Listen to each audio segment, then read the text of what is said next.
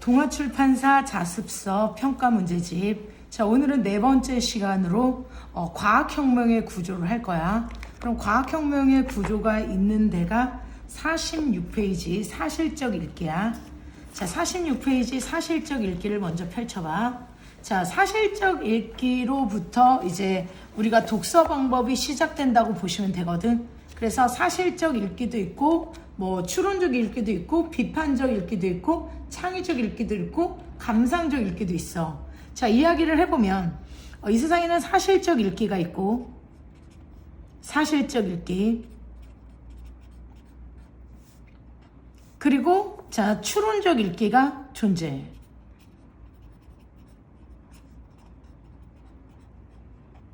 그리고, 비판적 읽기가 있어. 그 다음에 학교마다 창의적 읽기를 넣는 학교들도 있고 창의적 읽기를 안 넣는 학교들도 있는데, 이거 말고 이제 감상적 읽기라고 하는 것도 존재해. 시 같은 거. 그래서 이건 학교마다 있기도 하고 없기도 해. 그런데 이제 보통은 사추 비감 이렇게 마련되어 있는데, 얘가 기본적 읽기야. 오늘 배우는 게 기본적 읽기거든. 자, 기본적 읽기에 관련된 걸 배운다고 생각하면 돼. 그러니까 발전 단계가 보통 사실적 읽기, 추론적 읽기, 비판적 읽기, 그리고 감상적 읽기로 이렇게 나가. 자, 사추비감으로 나가는데 오늘 할 부분이 사실적 읽기 46페이지. 자, 그럼 사실적 읽기는 기본적 읽기에 속해. 기본적으로 읽는다라고 하는 것은 화제를 파악하면서 읽는 거야. 화제가 다른 말로 뭘까? 얘가 말하고자 하는 이야기거리를 찾는다는 거야. 그러니까 화제를 찾아서 읽고, 그리고 중심 내용을 파악할 거야. 얘가 도대체 말하려는 이야기거리가 도대체 뭘까? 그 이야기거리를 찾고, 자, 뭘 찾고? 이야기거리를 찾고, 그리고 중심 내용을 이야기를 해야 돼. 중심 내용은 우리가 말하고자 하는 중심 내용이 문장에도 있을 수가 있고, 자, 어디에도 있을 수가 있고, 문장에도 있을 수가 있고, 한 문장. 그리고 그것이 조금 더 커지면 단락에도 있을 수가 있겠지. 그리고 글 전체에도 있어, 없어? 있어. 그래서 우리는 문장 단위의 이렇게 작은 영역을 읽을 때부터 중심 내용을 찾기 시작해야 돼. 그러면 그게 모여서 단락이 되고 글 전체의 주제를 파악할 수 있게 만들어지겠지. 이해가 됐어? 자, 그러면 화제를 우리가 찾아야 되고, 중심 내용을 여기 문장부터 찾으면 이때는 중심어겠지. 이때는 중심어나 핵심어라고 말을 해, 안 해? 이때는 중심어나 핵심어라고 말을 할 거야. 그리고 나서 단락으로 갔겠지. 이때는 문장이 되겠지. 중심 문장. 그리고 글 전체로 가면 어떻게 돼? 주제로 만들어진다. 그러니까 화제, 중심 내용, 그리고 글의 구조나 글이 어떤 구조로 이루어져 있는지, 그리고 전개 방법을 보셔야 해. 글의 전개 방법을 보셔야 돼. 그러면 오늘 토마스 쿤의 과학혁명의 구조에 대해서 공부를 할 건데, 그러면 그 구조는 우선은 자, 어떤 구조를 선택하고 있고 어떤 전개 방법을 하고 있는지 알아야 돼. 그러면 우리가 오늘 배울 건 설명문이야. 오늘 배울 건 뭐라고? 설명문이야. 설명문은 예전에도 배웠었는데, 설명문은 이해를 목적으로 한다 그랬어. 설명문은 뭐를 목적으로 해? 이해를 목적으로 해. 그리고 자, 객관적이고, 설이객설, 설명적이다. 자, 이렇게 외우시면 돼. 그럼 이해를 목적으로 하기 때문에 당연히 정보를 우리에게 준다. 정보를 줘야지 우리의 이해가 쉬워져, 안 쉬워져? 쉬워져. 정보를 주게 될 거야. 사추비감으로 보통 이렇게 나와 있어. 사추비감으로 이렇게 나와 있거든. 사실적 읽기, 추론적 읽기, 비판적 읽기, 감상적 읽기, 주로 이렇게 나와 있어. 화제 찾아야 되고요. 중심 내용을 문장 단위부터 이렇게 찾아서 올라가는 거야. 그리고 구조하고 전개 방법을 배울 건데, 오늘 특별히 배울 것은 이 전개 방법이야. 그래, 전개 방법이야. 이거 상당히 중요한 지문이거든. 자, 이거 봐봐. 전개 방법을 꼭 알아야 돼. 그러면 전개 방법을 지금부터 나하고 공부를 한번 해보도록 할게. 전개 방법을 우리가 설명 진술 방식이라고도 하고, 여기에 대충 적어놨거든. 글의 전개 방법이라고도 하는데 종류를 우선 얘기해 볼게. 정의, 예시, 비교, 대조야. 이렇게 있어. 정의는 뜻풀이야. 정의는 누가 봐도 니네가 알다시피 뜻풀이야 아니야. 뜻을 풀이하는 거야 정의는. 그러니까 봐봐. 자, 예를 든다면 자, 학생은 자 이랬어. 학교에서 공부를 배우는 그랬어 사람이다. 자 이랬다. 그러면 얘가 피정의양이 돼. 얘가 정의를 당하는 거니까 얘는 피정의양이 된다. 얘는 뭐가 된다고? 피정의양이 돼. 얘는 피정의양이 돼. 그럼 얘는 뭐가 돼? 정의양이 만들어진다. 이때 주의해야 될 점이 있어. 피정의양과 정의양이 같으면 바보가 돼. 예를 들어 볼게요 한번. 피정의양이 빵이야. 그런데 내가 정의양을 한번 내릴게. 빵은 헤헤헤 빵이야. 바보지? 바보야 아니야?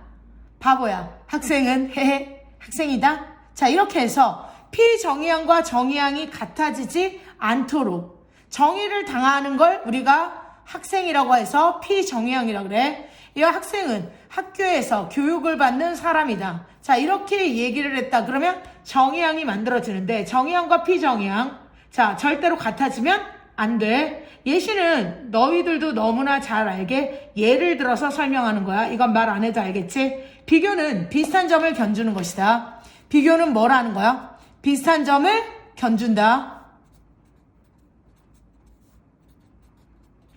그러면 얘는 다른 말로 하면 공통점을 견주는 것이 된다. 다른 말로 하면 얘는 뭘 견주는 게 돼? 공통점을 견주는 게 돼. 대조는 차이점을 견주는 것이다. 차이점을 견줌.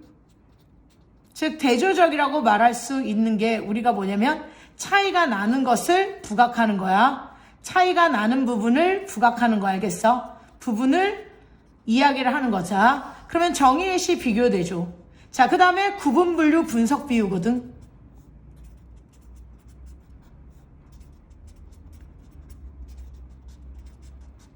자, 구분이 뭡니까, 김영? 구분은 큰 항목을 작은 항목으로 나누는 거야. 그러니까 구분하고 분류를 요즘에 자꾸 두 개를 같이 섞어서 쓰거든. 귀찮으니까. 그런데 정확한 얘기를 해줄게. 구분은 문학은 시, 소설, 수필, 희곡으로 나눠진다. 자, 만약 이랬어. 시, 소설, 수필, 희곡으로 나눠진다. 그랬어. 그러면 자, 내 핑크색을 한번 봐봐. 위에서 아래로 나누는 게 구분이야. 위에서 아래로 나누는 게 구분이야. 문학은 시, 소설, 수필, 희곡으로 구분된다. 이렇게 되는 거야. 그러면 내 색깔 한번 봐봐. 분류는 이 반대로 가는 거야. 시, 소설, 수필, 희곡은 문학으로 분류된다. 이렇게 되는 거거든. 그런데 이제 귀찮으니까 이걸 한꺼번에 그냥 분류라고 자꾸 말을 하는 거야. 귀찮으니까 이걸 한꺼번에 다 뭐라고 얘기를 한다고? 정확한 말은 구분은 큰 항목을 작은 항목으로 나누는 거야. 자, 그 다음에 분류는 작은 항목을 큰 항목으로 묶는 거야. 이렇게 만들어진다고 보시면 돼. 그럼 분석은 도대체 뭐냐? 갈갈이 찢어 놓는 거야. 그럼 얘하고 구분이 잘 안 된다고 생각을 하는데 얘는 종류별로 이야기를 하는 것이고 얘는 종류를 나누는 것이고 얘는 종류를. 근데 분석은 내가 오늘 도끼 들고 가서 차를 파괴할 거야. 그럼 차를 파괴하면 내가 뭐가 나와? 예를 든다면 뭐 핸들도 나올 수 있고 엔진도 나올 수 있고 자, 뭐 범퍼도 잘려서 나올 수 있지. 그러니까 이거는 한 가지를 가지고 나누는 거야. 예를 든다면 곤충은 머리, 가슴, 배로 나눈다. 자, 이랬어. 하나의 항목을 가지고 머리, 가슴, 배로 나눴어 안 나눴어? 나눴지. 이렇게 되면 분석이 되는 거야. 얘하고의 차이점은 뭔데요? 얘는 종류별로 얘기를 하는 것이고 얘는 하나를 자르는 거야. 자동차 하나를 가지고 어떻게 해? 자, 막 내가 도끼 들고 설쳤어. 그럼 이렇게 잘려지는 거야. 이게 분석이다. 이해됐어? 갈갈이 찢어 놓는 게 분석이야. 비유는 알지? 김영 돼지 같아. 자, 그러면 뭐야? 한 사물을 다른 사물에다가 비유한 거야 아니야? 비유에는 여러 가지가 있어. 직유법, 은유법, 모든 유자로 끝나. 대유법, 대표되는 비유야. 니네가 나한테 뭐라 그래? 국어다. 자, 이런단 말이야. 길거리에서 만나면 니네들의 입모양을 딱 읽을 수 있거든. 국어다. 또 이래. 자, 이렇게 하면 대표되는 비유라고 볼 수도 있어. 자, 이런 식으로 이야기가 될 수 있겠지. 우리나라는 무궁화다. 자, 이런 식으로 대표되는 비유를 할 수 있어. 자, 모두 유자로 끝나면 되거든. 우리가 속담이나 격언 풍유로. 그러나 의인만 인으로 끝난다. 의인만 인으로 끝나. 다 유자로 끝나는데. 자, 이런 것들을 비유법이라고 해. 자, 그럼 정의예시 비교대조 구분분류 분석비유 서사묘사 과정인과.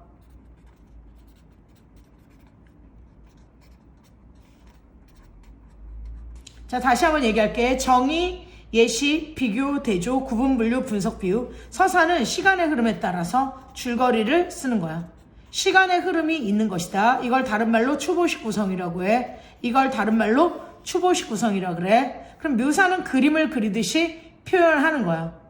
자, 내가 간 그곳은 컴컴하고. 자, 이런 식으로 얘기를 하는 거야. 그 다음에 햇살은 한 줄기밖에 들어오지 않았고 그림을 그리듯이 설명을 하면 된다. 그림을 그리듯이. 과정은 오늘의 요리 시간만 생각하면 돼. 오늘의 요리 시간. 자, 예를 들면 요리를 하는 만약에 본 선생이 있고 옆에서 이렇게 진행을 하는 사람이 있으면 자, 오늘은 닭 요리를 한번 해보겠어요. 선생님 어떤 닭 요리죠? 자, 어떻게 닭털을 뽑지요? 어떻게 닭을 튀기지요? 자, 항상 과정은 어떻게로 이루어진다. 과정은 어떻게로 이루어져? 인간은 원인과 결과. 얘는 너무나 쉽다. 원인과 결과. 자, 조금만 생각해보면 자, 그렇게 많지 않아. 정의예시 비교대조 구분분류 분석비유 서사묘사 과정인과 연역귀납 유추다. 연역귀납 유추야. 자, 그러면 연역하고 귀납하고 유추에 대해서 얘기를 해볼게. 연역은 뭡니까? 자, 연역은 일반적인 것에서, 자, 같은 이응이니까 일반적인 것에서 구체화된 것으로 간다. 간단하게 얘기하면 모든 사람은 죽는다. 소크라테스라는 구체화된 사람으로 갈 거야. 소크라테스는 죽는다. 그러면 연역법이라고 얘기를 할 수 있어. 귀납법은 그 반대야. 자, 구체적인 것에서, 자, 뭘로 해서? 구체적인 것에서 일반적인 것으로 간다. 일반화가 가능한 거야. 자, 귀납법은, 자, 무슨 법은? 귀납법은 구체적인 것에서 일반적인 것으로 간다. 귀납법은 구체적인 것에서 일반적인 것으로 가는 거다. 연역법은 일반적인 것에서 구체적인 것으로 가는 거고, 유추는 유사하거나 비슷한 것 사이에 또 다른 공통점이 있는 걸로 보는 거야. A가 회도 잘 먹고 집도 부자야. 그리고 공부도 잘해. 그럼 B도 회를 잘 먹고 집도 부자고 공부를 잘해. 그러면 C도 회를 잘 먹고 집도 부자야. 그럼 공부를 잘할 거라고 추론하는 것이다.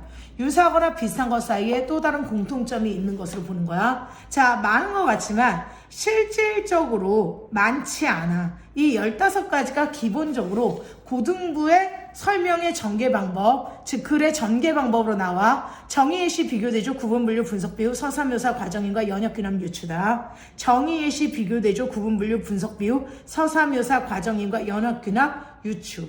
이게 고등부에서 배우는 설명의 진술 방법이야. 자, 우리는 오늘 다시 사실적 읽기로 넘어가서 사실적 읽기는 화제, 중심 내용, 구조, 전개 방법을 알아야 되는데 오늘 배울 설명문, 이해를 목적으로 하는 객관적인 설명적인 글을 보도록 할 거야. 자, 설명문을 공부해 보도록 할게. 그걸 공부하기 전에 자, 이 부분이 나왔어. 47페이지. 47페이지가 나왔어. 자, 윗글을 사실적으로 읽으려면 그러니까 이 글을 사실적으로 읽으려면 먼저 글의 중심화제를 찾아야 한다. 자, 이야기거리. 중심화제는 아무래도 단어가 많이 나와.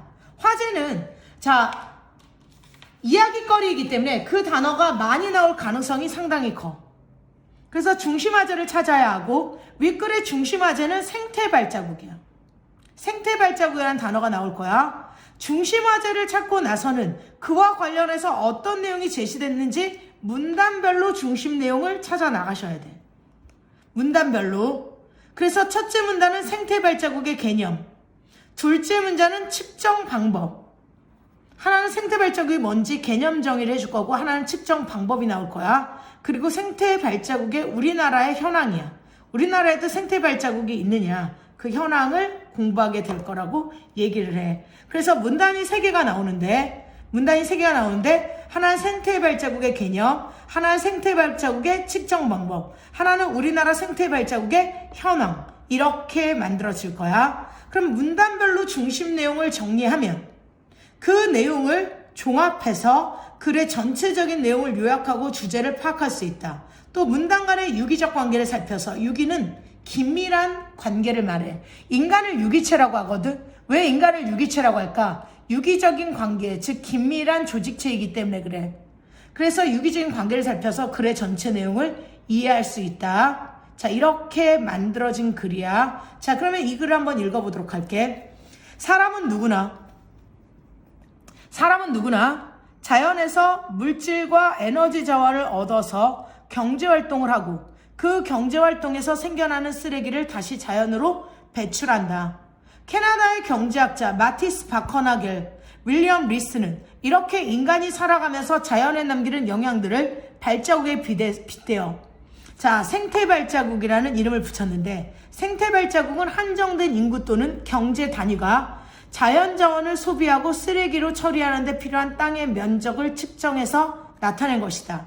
그러면 우리가 한정된 인구나 경제 단위가 있어. 그럼 예를 들어서 뭐 한국이 있어. 한국 사람들이 자연 자원을 소비하고 쓰레기를 처리하는 데 필요한 땅의 면적이야. 자, 옛날에는 난지도라 그래가지고 우리가 쓰레기를 처리하는 장이 있었거든.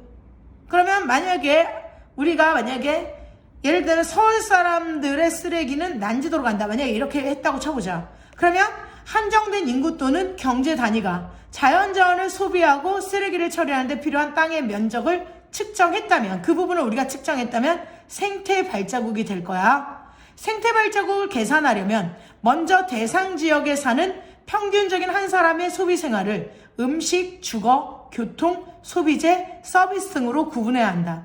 그리고 이런 소비 생활을 유지하는 데 들어가는 공간, 즉 음식을 생산하고 쓰레기를 흡수하고 에너지를 만들어내는 데 필요한 길이나 건물, 그리고 다른 기반 시설을 만들어내는 데 필요한 논밭과 목초지, 숲 등은 모든 공간의 면적을 계산해서 더한 값이 생태 발자국이 된다. 그럼 측정 방법을 어떻게 한대?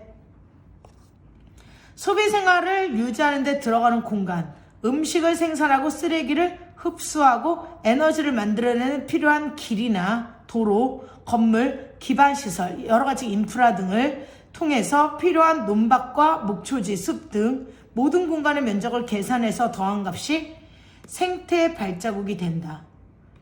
그러면 자, 이런 소비 생활을 유지하는 데 들어가는 공간이야. 그럼 내 방으로 친다면, 내 방에서 내가 공부를 했어. 그리고 내가 쓰레기가 나왔어. 그래서 내 방 쓰레기통에다 넣었어. 그럼 그 면적을 계산하면 생태 발자국이 되겠지. 그런데 엄마가 갑자기 어떻게 했어? 내 방에 떡볶이를 갖고 왔어. 그럼 엄마가 떡볶이를 만든 공간도 생태 발자국의 공간이 되겠지. 그것도 같이 계산해야 돼, 안 해야 돼? 계산해야 되겠지. 지구가 기본적으로 감당해낼 수 있는 면적은 1인당 1.8 헥타르다. 그러면 기본적으로 감당해낼 수 있는 면적은 1인당 1.8 헥타르다. 지구는 닫힌 공간이기 때문에 그 이상의 쓰레기나 그 이상의 활동 영역이 더 늘어나는 게 아니잖아. 이 면적이 넓을수록 환경 문제가 심각하다는 의미야. 우리나라는 1995년부터 이 기준점을 넘기 시작했고, 그러면 1인당 1.8 헥타르를 넘었어. 2012년에 살아있는 지구보고서에 따르면 2008년 4.6 헥타르에 이르러 149개 나라 가운데 29번째로 높은 생태 발자국의 면적을 갖고 있다는 거야. 세계의 생태 발자국 평균 수치인 2.7 헥타르보다 1.7배 정도가 높고 2004년 녹색 연합의 조사 결과보다 더 늘어났다라고 얘기를 했어. 자, 그래서 결국 우리나라 생태 발자국의 현황을 봤을 때, 지금 환경 문제가 심각하니까 환경 문제에 그래서 필요성을 언급한 것도 들어있다. 추론적 읽기라면 그 얘기도 들어있는 거야. 자, 그러면 48페이지로 넘어가서, 이 글은 설명문이야. 이거는 설명문인데 워낙 이 내용이 더 중요해. 그래서 이 내용에 대해서 기본적인 내 설명을 먼저 하고, 그리고 이 글에 대한 내용을 읽어보도록 할게. 자, 그러면 토마스 쿤의 패러다임이라는 용어를 가지고 이야기를 한번 해보도록 할게.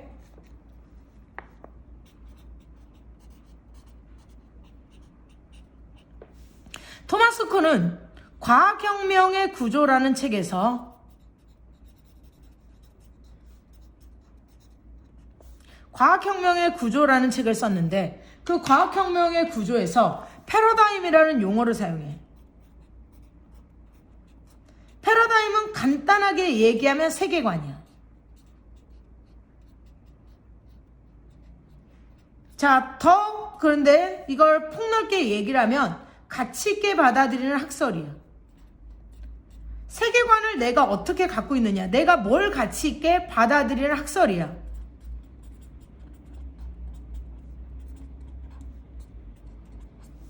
패러다임은 세계관이라고도 하지만 과학자한테는 만약에 예를 든다면 가치 있게 받아들이는 학설이 만유인력이야. 그럼 그 학자는 만유인력을 항상 마음속에 생각하면서 세상을 바라보게 된다는 거야. 그러니까 과학의 여러 지식을 우리가 수용을 할 때 어떤 패러다임을 갖고 있느냐, 어떤 가치 있는 학설을 마음속에 담아두느냐에 따라서 우리가 세계를 바라보거나 과학을 바라보는 눈이 달라져. 안목이 달라지는 거야. 굉장히 이건 중요한 말이야. 그 패러다임이 누구나 받아들이는 패러다임이 돼버렸어. 그러면 우리는 그걸 정상과학이라고 할 거야. 누구나 받아들이는 패러다임이 되면 이걸 우리는 정상과학이라고 할 거야. 정상과학이 돼버리잖아. 그러면 그 정상과학은 많은 새로운 여기에서 이걸 바탕으로 많은 게 나와. 이 많은 것들이 만들어져. 그러니까 정상과학을 내가 크게 A라고 한번 해볼게. 내가 정상과학을 A라고 하면 그 A를 가지고 내가 가지쳐서 이걸 수용하는 사람들이 A1도 만들고 A2도 만들고 A3도 만들고 A4도 만들어. 이렇게 만들어. 이렇게 만드는데 이 정상과학이 이제 이 패러다임이 이제 어느 정도 자리를 굳히게 되면 정상과학으로 가게 돼. 정상과학으로 가는데 이게 공격을 당하네. 조금 있다가 보면은 변칙현상들이 생겨서 뭐가 생겨서? 변칙현상들이 생기면서 닌 아니야. 닌 잘못됐어. 너 이런 걸로 변칙현상 한두 가지가 막 나타나기 시작해. 한 개 내지 막 두 개 막 이렇게 이런 게 막 나타나. 이제 소수가 이렇게 막 나타나면서 닌 아니야. 니는 잘못됐어. 이러면서 얘를 비난하기 시작해. 즉 비판을 하기 시작한단 말이야. 비판하기 시작해. 그러면서 정상과학은 위기를 맞게 돼. 이런 변칙현상들이 생기면서 정상과학은 위기를 맞게 되는데 처음부터 위기를 맞지는 않아. 그런데 이게 한두 개로는 그렇게 문제가 안 되는데 이게 많아지고, 내 말 잘 들어야 돼. 이게 많아지고, 이게 뭐해지고? 많아지면 위기를 맞게 돼. 변칙현상들이 많아지면 뭐가 위기를 맞게 된다고? 정상과학이 위기를 맞게 돼. 위기를 맞게 돼. 그러면 새로운 패러다임이 만들어져야 돼. 뭐가 만들어져야 돼? 새로운 패러다임이 또 만들어지겠지. 그럼 여기서 많이 주의해야 될 게 있어. 애들이 이거를 되게 쉽게 생각하는데 그렇게 생각하면 안 돼. 예를 들어서 A가 나야. 김영이야. 김영은 너무 강의를 못하는 것 같아. 지금 영혼이 없는 강의를 계속 하고 있어서 지금 내가 지금 항상 정신이 하나도 없는데 계속 지금 촬영하고 있어서 엄청 정신이 없어. 엄청 정신이 없거든. 그런데 봐봐. 이래가지고 정신이 없는 김영이 마음에 안 들어. 그래가지고 이제 싫어. 나 김영이 싫어. 그래가지고 변칙이 이제 일어나. 내 김영이 싫어. 하고 이제 비판이 일어나. 비판이 일어난다고 김영을 바로 없애진 않아. 왜냐면 이 가지친 이 많은 것들을 대체할이라 그랬어. 내가 대체할 새로운 선생님이 오기 전까지는 김영은 안 잘린다. 무슨 말인지 잘 이해가 안 되면 떡볶이로 한번 얘기를 해볼게. 떡볶이 먹는 거 내가 되게 좋아하는데 거기 보면 튀김도 있고 뭐 만두도 있고 뭐 많더라고. 보니까 떡볶이만 먹는 것보다는 뭐 오뎅도 있고 뭐 그런 걸 많이 먹는 거 더 좋거든. 더 맛있고 뭐 계란도 있고 막 그런 경우도 있더라고. 그럼 그걸 먹는데 김영한테는 이쑤시개밖에 없는 거야. 김영의 정상과학은 이쑤시개밖에 없어. 그럼 이쑤시개가 불편하다는 걸 당연히 알아. 왜? 아무래도 튀김 같은 거 먹거나 뭐 이렇게 허게 먹는데 이렇게 손이 국물에 막 이렇게 묻어. 그러면 만약에 김영한테는 이쑤시개가 정상과학이라고 한다면 그 이쑤시개를 함부로 포기할 수가 없어. 뭐 한다고? 여기 국물이 묻고 안 좋아, 막 뜨거워. 먹다 보니까 계란도 먹기 힘들어. 자, 막 파괴가 되고 막 그래, 계란이. 그래도 김영은 이 정상과학인 이쑤시개를 포기할 수 없는 거야. 왜? 새로운 젓가락이 완전히 와서 김영이 이 떡볶이들을 다 완벽하게 처리하지 못한다면 몇 가지 변칙사항이어서 여기 떡볶이 국물이 묻었어. 뜨거워. 그래도 김영은 떡볶이 이 이쑤시개를 포기할 수 없다는 거야. 그래서 우리가 여기서 꼭 알아야 될 것은 뭐냐면 누적적 축적은 아니야, 절대로. 어떤 A를 누적적으로 고쳐서 축적을 한다는 게 아니라, 자, 꼭 기억을 해. 누적적 축적이 아니다. 새로운 B가 와서 A를 몰아내는 거야. 새로운 B가 와서 A를 몰아내는 거야. 그러니까 완전한 대체야. 대체하고 누적적 축적이 있다면 누적적 축적이 아니야. 제발 부탁이다. 누적적 축적이 아니라 대체다. 자, 내가 아까 이쑤시개를 고쳐 쓰는 게 아니라 새로운 젓가락이 오면 이쑤시개를 버릴 거야. 그러나 이쑤시개 자체로 불완전하다. 문제가 있다. 자, 이렇게 해도 김영은 이쑤시개를 안 버려. 그러니까 정상과학은 위기를 맞이한다 하더라도 바로 고쳐지는 게 아니야. 이 모든 가지친 것들을 다 교체할 새로운 선생이 올 때까지는, 김영이 못 가르쳐도 새로운 선생이 올 때까지는 김영을 버리지 않는다, 학원에서는. 왜 그런지 알겠어? 몇 가지 문제점이 발생한다 하더라도 절대 버리지 않아. 이쑤시개를 김영이 떡볶이 먹을 때 절대 버리지 않는 것과 같아. 자, 이렇게 생각을 하고 계시면 이해가 될 거야. 그럼 이 상태에서 빨리 한번 읽어보도록 할게. 패러다임은 가치 있게 받아들이는 학설이거든. 그러니까 기준이라고도 하고 1번. 자, 패러다임은 뉴스에서 자주 보는 건데 어떤 상황을 바라보는 기준이야. 그리고 세계관이라고 할 수도 있고 이론적 요소라고 할 수도 있고 실험 방식이라고 할 수도 있어.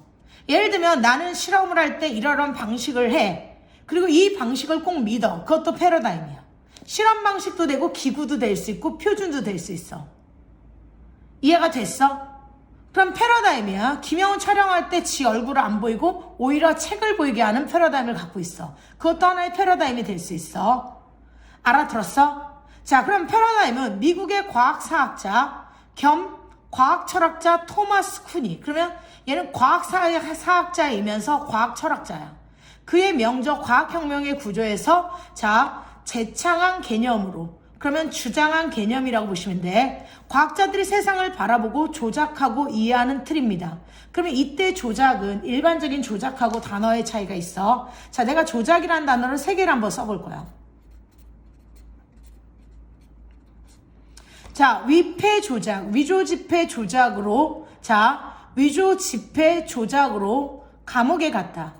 그러면 이거는 거짓으로, 허위로 만드는 것을 말한다. 거짓으로 꾸미는 거야. 거짓으로 허위로 꾸미는 걸 말하는 거야. 이때 조작은. 그런데 우리가 책에서 많이 만나는 건 유전자 조작. 자, 이러거든. 그러면은 과학에서 조작이 나오잖아. 그것은 유리하게 만듦, 편리하게 만듦 이런 뜻이야. 유리하게 만듦, 편리하게 만들다의 뜻이야. 유리하게 만듦, 편리하게 만듦 이런 거야. 그런데 운전자 조작 미숙으로 사고가 났다. 운전자 조작 미숙으로 사고가 났다 이럴 때는 기능대로 움직이는 걸 말한다. 자, 뭐대로 움직이는 걸 말해? 기능대로 움직이는 걸 말한다. 알겠어? 자, 그러면 김영, 여기 있는 조작은 어떤 걸로 쓰였어요? 유리하게 만듦, 편리하게 만듦의 조작이겠지. 과학 조작이니까. 이해가 됐어? 자, 위조지패 조작은 부정적이거나 거짓적인 목적으로 일을 꾸미는 걸 말하는 것이고, 유전자 조작, 체세포 조작, 자, 이런 건 유리하게 만들다의 뜻의 조작이야. 이 단어 3가지 굉장히 중요하거든. 그 중에 2번째 단어로 쓰였다는 거 잘 필기 해놓고, 서로 다른 패러다임을 가진 사람들은 서로 다른 세상에서 사는 사람들과 같습니다. 패러다임이 다른 사람들은 같은 것을 보고도 다른 식으로 해석합니다. 전 근대인에게는 우주가 영적이고 신비로운 유기체였지만, 자, 이거는 전 근대인한테는 우주가 신비의 대상이었어.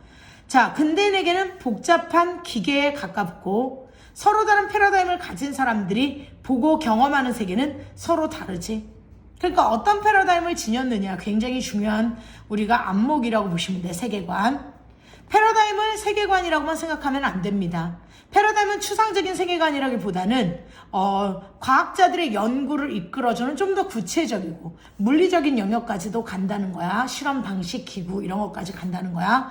패러다임에는 모델, 이론, 법칙, 가설과 같은 이론적인 요소들뿐만 아니라 실험의 방식, 기구, 표준과 같은 물질적이고 실험적인 요소도 된대. 그럼 패러다임은 아까 뭐라고 했지만 자, 추상적인 틀 플러스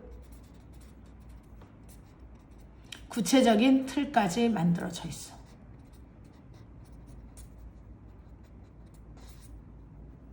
자, 이렇게 보시면 돼. 일단 과학자 사회가 하나의 패러다임을 수용하고 나면 그 패러다임은 어떤 문제가 의미가 있는 과학적 문제인지, 문제를 어떻게 풀어야 하는지, 여러 답안 가운데 어떤 답이 더 훌륭한 답인지에 대한 지침과 기준을 제공해 줍니다. 쿠는 하나의 패러다임이 지배하는 과학을 정상과학이라고 불렀습니다. 정상과학은 본질적으로 패러다임을 완벽하게 하고 확장하는 활동입니다. 퍼즐풀이와 비슷한 면이 있죠. 비유적인 표현이다. 퍼즐풀이와 비슷하대. 그렇지만 패러다임으로 설명되지 않는 변칙적 문제들이 연이어 등장하면 정상과학은 위기 국면을 직면하게 되고 그러면 과학혁명을 맞이하게 된대. 자, 이쪽 봐줄래? 정상과학의 위기가 오면 과학혁명의 패러다임이 교체되고 그 패러다임으로 다시 새로운 정상과학이 만들어진대. 이게 그냥 일반적인 흐름이야. 우선 일반적인 패러다임이 있다가, 자, 뭐가 있다가? 일반적인 패러다임이 있다가 이것을 사람들이 추종을 해서 자, 정상과학을 만든 후에 변칙들이 막 일어나. 변칙들이 일어난다고 바로 포기하진 않는다 그랬어. 내 손에 떡볶이 국물이 묻는다고 해서 내가 이쑤시개를 바로 포기할 사람이 아니야. 자, 그래서 변칙들이 이렇게 일어나. 그러나 그 변칙들이 많아지면 패러다임 즉 정상과학은 위기를 맞이하게 돼. 위기를 맞이하게 되고 이렇게 만들어지는 거야. 위기를 맞이하게 되고 그러면 새로운 패러다임이 나오겠지.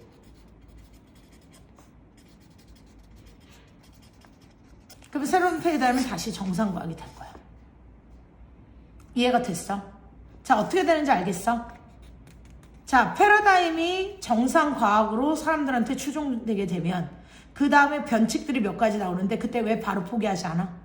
완벽하게 대체할, 즉 A가 문제가 있다면 A가 정상과학인데 문제가 있다면 B로 완벽하게 대체할 만한 새로운 것이 나올 때까지는 절대로 포기하지 않는다 그랬어.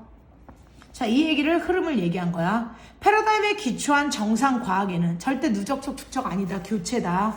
이것 때문에 많이 틀려. 사실은 논술 문제도 이 문제가 상당히 많이 나오거든. 패러다임에 기초한 정상과학에는 흥미로운 과학철학적 특성이 두 가지가 있습니다. 자, 흥미로운 과학철학적 특성 두 가지를 얘기해 볼게. 변칙이 일어나면 무시하거나 포섭해.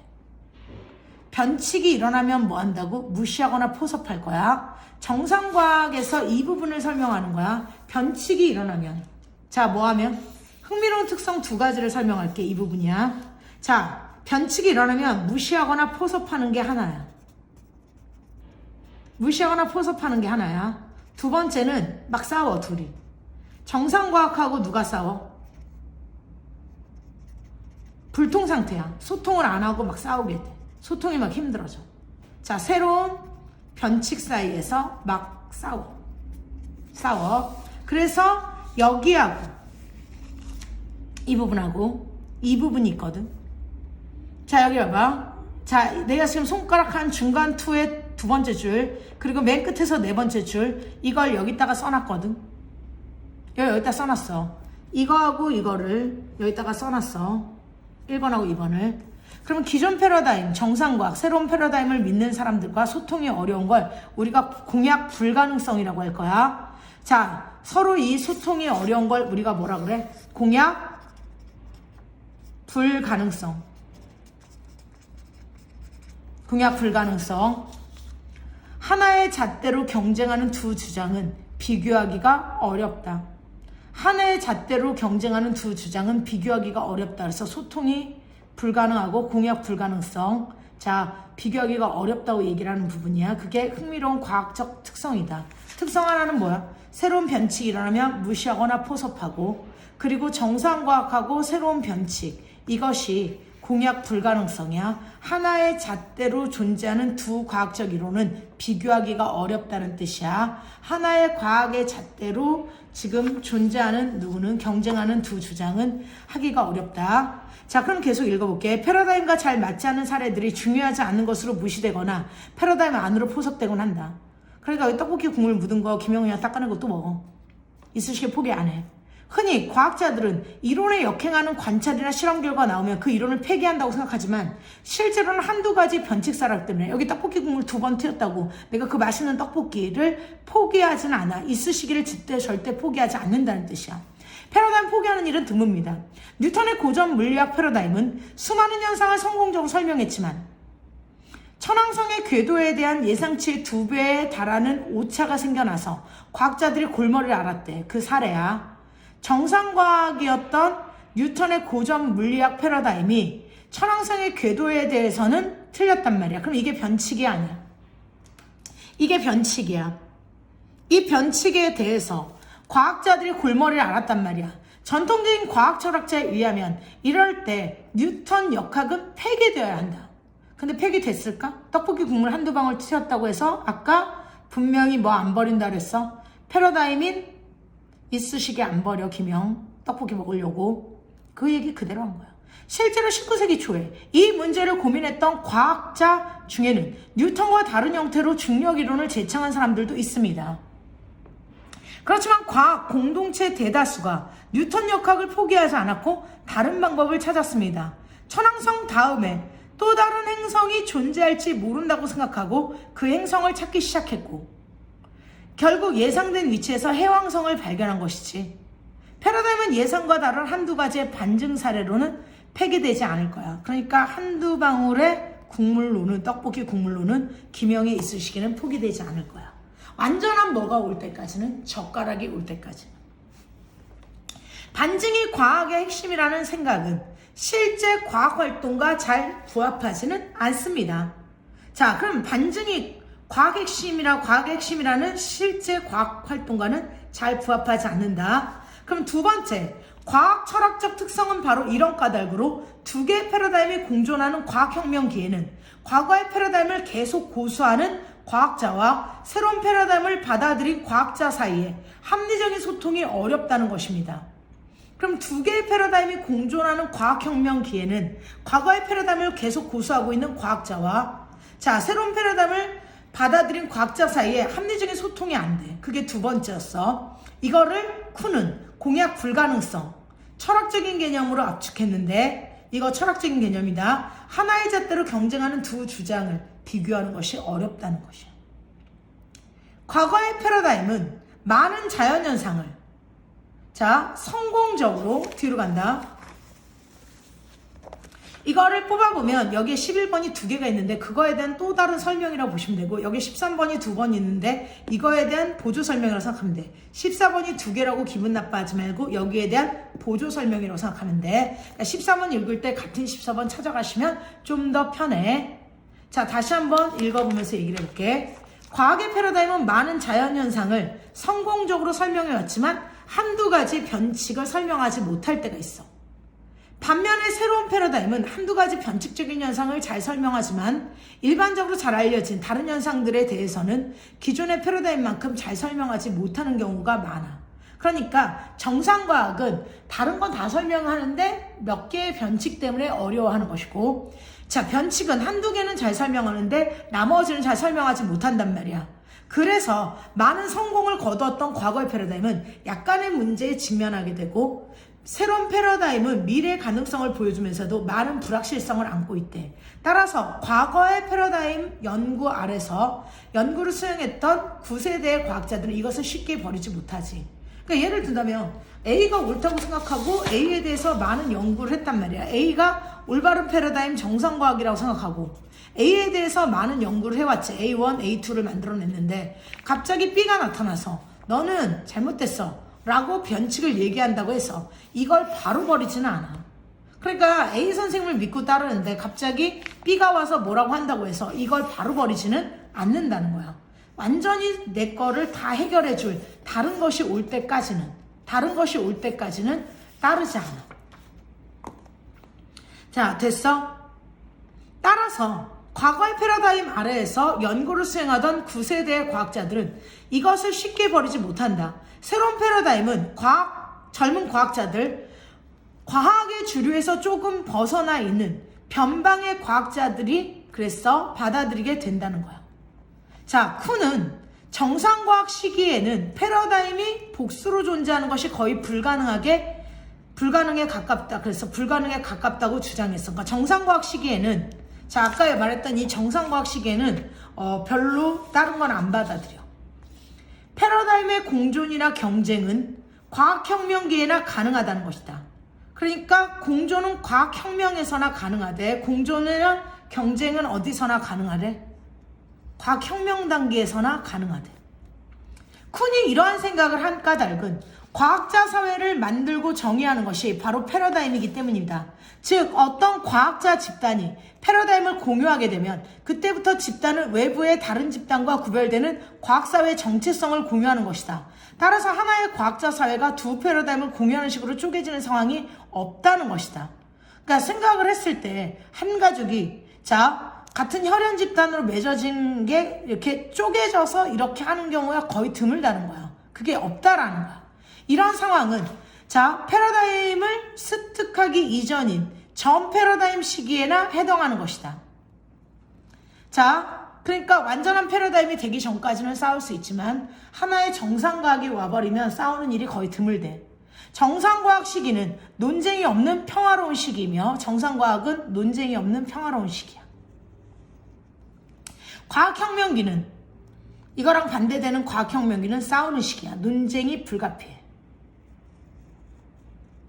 그래서 과학은 전쟁과 평화를 반복해. 평화는 바로 무슨 시기? 정상과학의 시기가 평화겠지. 그러면 과학혁명 시기에는 어때? 이건 전쟁이겠지. 패러다임의 전환 사례로 자주 언급되는 것은 프톨레마이오스의 지구중심설에서 코페르니쿠스의 태양중심설, 그러니까 우리가 지구중심설에서 태양중심설, 아리스토텔레스의 역학에서 갈릴레이의 역학으로, 슈탈의 플로지스톤 이론에서 라부아제의 산소 이론으로의 변화, 뉴턴의 고전 물리학에서 아인슈타인의 상대성 이론으로의 변화 등이 있어. 그게 패러다임 전환 사례야. 그러면 이게 정상과학이었다가 지구중심설이 과학혁명기에 태양중심설로 변화하게서 공존했다가 나중에 태양중심설로 가게 되는 거야. 이렇게 보시면 돼. 그런데 패러다임의 변화에는 이렇게 세계관의 변혁을 가져오는 거대한 것만 있는 건 아니래. 그럼 뭐가 있는데? 하나의 과학 분과 내에서 작은 패러다임의 변화가 수없이 많을 수도 있대. 거대한 것만 변하는 게 아니라 작은 패러다임도 변할 수 있대. 예를 들어 물리학의 분과인 고전 물리학에서는 초전도체 연구라는 작은 주제가 있는데 이런 작은 주제 안에서도 얼마든지 패러다임 전환이 가능하대.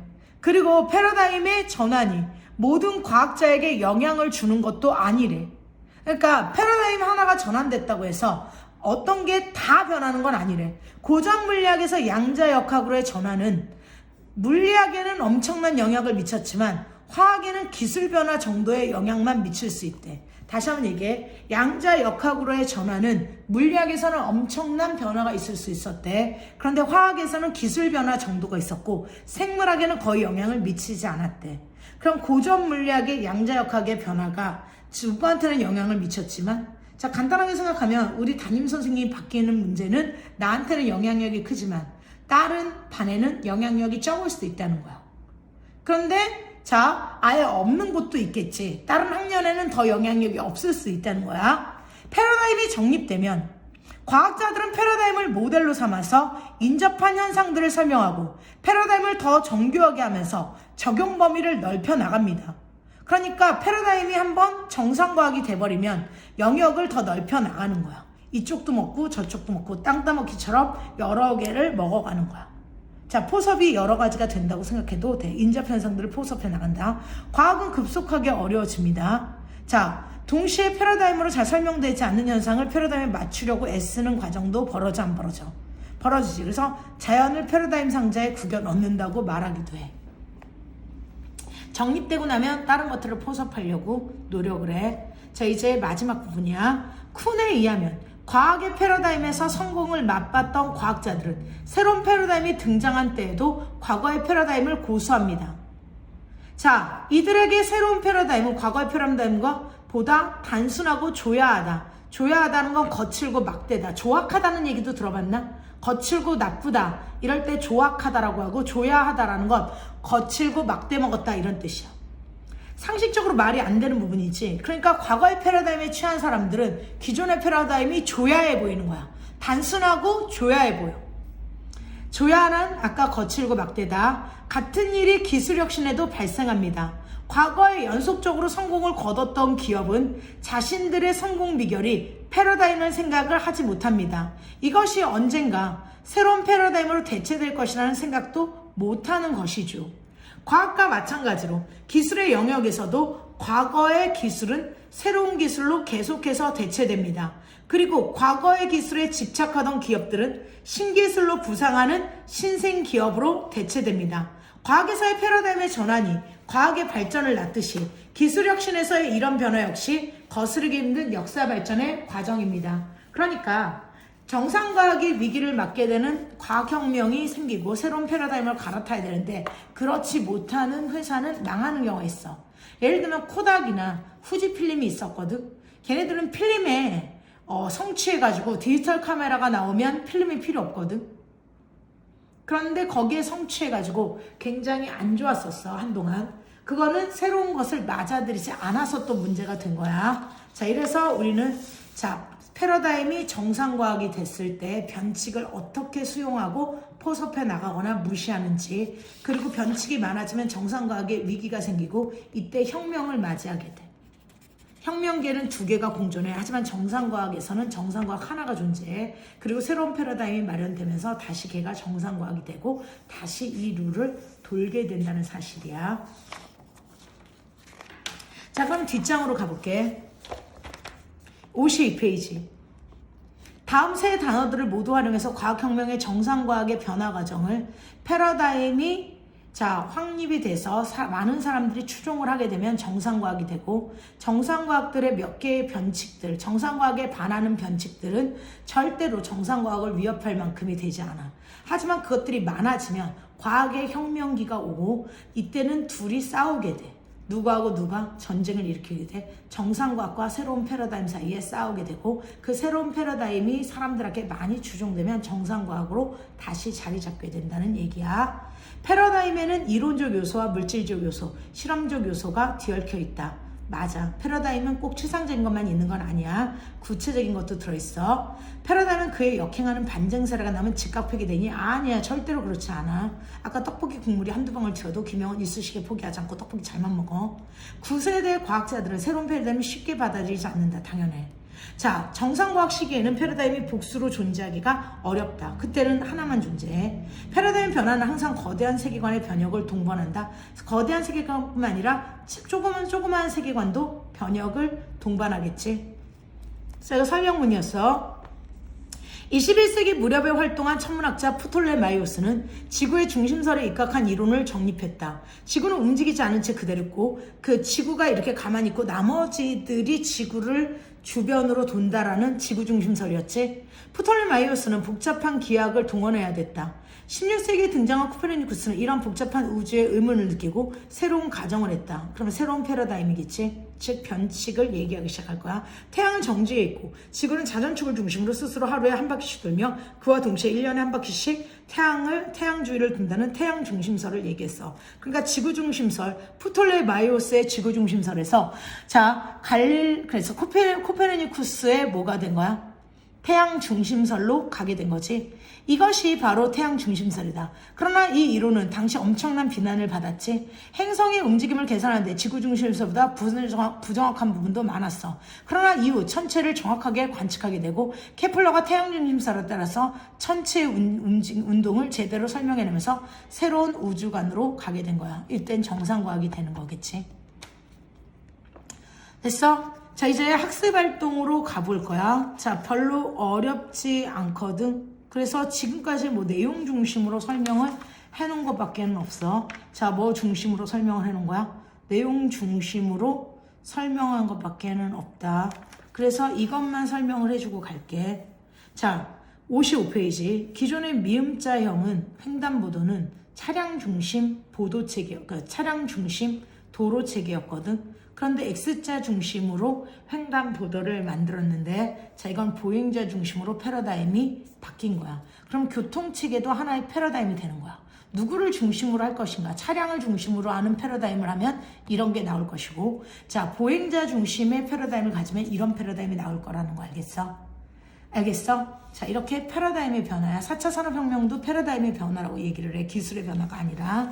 자, 이런 식으로 얘기를 한 게 나왔어. 그래서 다음에 나오는 건 4차 산업혁명인데, 이게 나왔다 그러면 일반 수업에서 이걸 나가게 될 거야. 자, 다음 시간에 만나.